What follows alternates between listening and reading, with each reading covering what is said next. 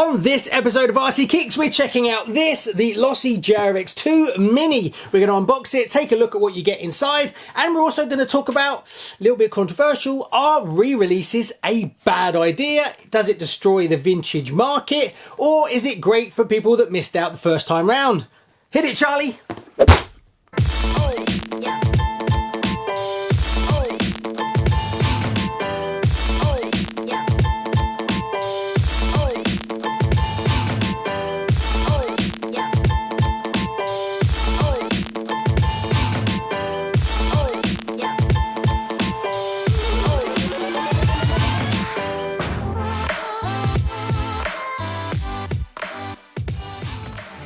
Obviously, the Losi JRx2 Mini is a homage back to the 1988 version. That was a 1/10 scale, and we're super lucky to have that, as to actually bankroll it, they had to put a mortgage on their house. Now, if that's not dedication to RC, I don't know what is. It was totally scratch built. It wasn't done on any kind of computers. It was pen and paper. Some of the early prototype stuff was actually made by hand using a Dremel. A lot of the metalwork was all scratch built as well, so it wasn't the easiest thing to develop. It has a 5-link rear suspension that is almost unique and was seen once or twice in the racing community but had never been on a production kit, and that's what you get on this, and that's why I really like it. It's very different. Obviously, it was a massive struggle to bring out the JRx2, and the early kits were missing parts. So to combat this, they actually purchased a lot of scales so they could weigh the bags to make sure no parts were missing in each bag. So they had so many scales, the government actually turned up thinking something dodgy was going on. So you can't make this stuff up. So to celebrate the great vintage buggy, we've just had this release. Now, this is a 1/16th.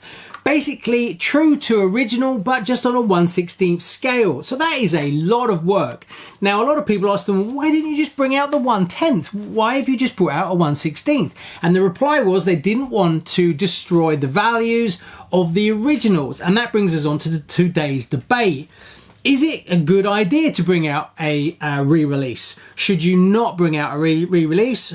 What's the best strategy? So let's look at what their idea was, to pay homage to the original by keeping the scale exactly right, but just scaling it down. So it is pretty much an identical to the original, just on a lower scale, which, thinking about it from a manufacturing point of view, is really expensive. They've had to retool everything to make this. Now, my concern is, yes, it's a fantastic tipping of a hat to a vintage buggy, but it's not the buggy. So what are you going to do with it? Yes, you can zoom around the garden with it, but it's not exactly fast, and 1/16th's not that big either. So is it just a shelf queen? Is it something that you'll drive now and again and just leave on the shelf? That's pretty much how it's going to be for me. I do love it. I love the 5-link rear suspension, which is really different, and I like chassis that are a little bit different, as well as the history aspect, and they did an amazing job. This is a brilliant car, but was it a good move?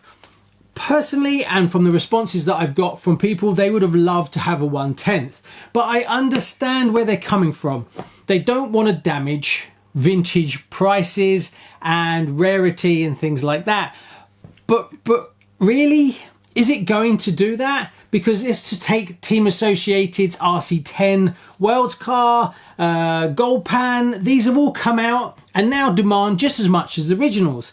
Also, you're then giving the opportunity for people that didn't have them or haven't got hold of vintage ones to experience a build from new in box again, which, as I'm lucky enough to be able to do that, I think people are really missing out on. Having the experience to build a new in-box JRx2, we're not going to get that. And it looks like we're never going to get that.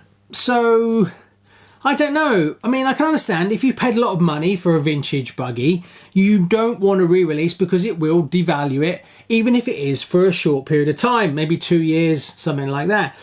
But if done correctly, I think it can actually add to the market. You know, Team Associated brought out the Gold Pan, and then they said they're never making them ever again. So instead of that watering it down, it actually made them just as valuable. So comment below, let me know what you think. Anyway, let's see what you get for your money. So in the box, this has everything you need to drive it. So you get a transmitter, which is pretty basic, but it's not the bottom of the run. It's good enough. Can't really complain. I've seen a lot worse. Then the battery you get is here is a 2S 650 milliamp. I mean, the quality of this is fine. The little connectors. Obviously, being proprietary, it may be a bit difficult to get a second one, but I'm guessing that they will probably use this in something else. I haven't looked into it to find out. If you know, comment below how easy is it to get another one of these. Then you get a USB charger, which is actually one of the better ones that I've seen. But obviously, you would probably end up charging this on a proper charger. And then you get the car itself. The body is not quite exactly the same as the 1/10. The rear spoiler is slightly different, the way it's attached to the body. As far as I can know, the original 1/10, this is actually attached to the car. You pull it off a bit like the RC10s were. But you get 3 options with this one. You can get it in the red, the blue, and then the black. I went with the stock one. This is the box art one that the car originally was with. But the main thing is the chassis. I must admit, they have done a fantastic job. Producing this in a different scale must have made a massive difference to the price. Unless the original tooling has disappeared and they had no tooling, redoing this in this scale would have cost more than reproducing it in 1/10 for sure. And it is in lovely quality. It really does feel, and if I pan back slightly, you would probably not know that this was a different scale. Looking at it, it could be a 1/10 when you have no reference. It comes with all the electronics installed already. Obviously, it's running a brushed motor, not the fastest in the world, and most people can complain it is too slow, but I'm pretty sure you can modify it and swap this out. There seems to be a reasonable amount of room in here, so you could probably upgrade the ESC receiver and motor and put a little brushless system in this. Suspension is very light. They've done a fantastic job of the rear 5-link suspension. That looks brilliant, and I'm super chuffed with that. So all in all, for me, it's whether the glass is half full or half empty. I'd rather have this than nothing, but I think they really did miss a touch that we could have had a fantastic build experience of a very famous vintage buggy, new in box, that we're all not going to have. And is it going to affect the JRx2 prices? I don't think it really would have made much of a difference, to be fair. So obviously this kit is in its stock form, so we're going to do some speed runs just to set a bench of where we're at straight out of the box. Going that I've just been running a lot of other very fast small buggies, it's not exactly fast or riveting. Little bit disappointing if I'm honest out of the box, and when we look at the GPS, it kind of backs up what it feels like, 15 mile an hour, so it's not going to set any land speed records, especially when I was driving another buggy that wanted to push 44 mile an hour. But on the rough stuff, it handles really well. It does feel like a well sorted chassis, so there's definitely potential to put in some brushless system in this to bring this kit alive. But out of the box, it is a little bit lackluster. Also, it needs a bit of weight over the front end, as it tends to push out and understeer quite a lot. So that's the JRx Mini. What do I personally think about it? Well, there's pros and cons like most things in life. So we'll start with the positive stuff.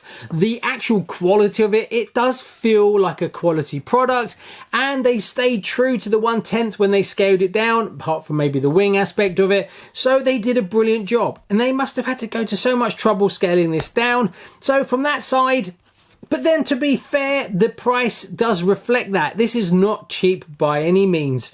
There is plenty of more buggies out there that you can get for this kind of money that will give you a faster experience. That's not what this is about. This is about nostalgia. This is about people who had JRx2s being able to get something like this to have in their collection. I don't think anyone is going to pay the extra premium for something like this if they're not into vintage buggies. There's plenty of other more modern buggies that were going to blast this out of the water. But it has a very interesting chassis and a very interesting history, so that's going to draw some people to it. Will they end up mainly as shelf queens? I pretty much think so.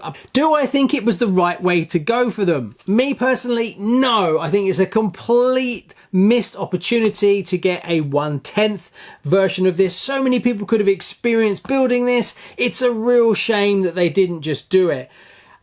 I personally don't think if they brought out the JRx2 as a 1/10, it would have damaged original JRx2 values for very long.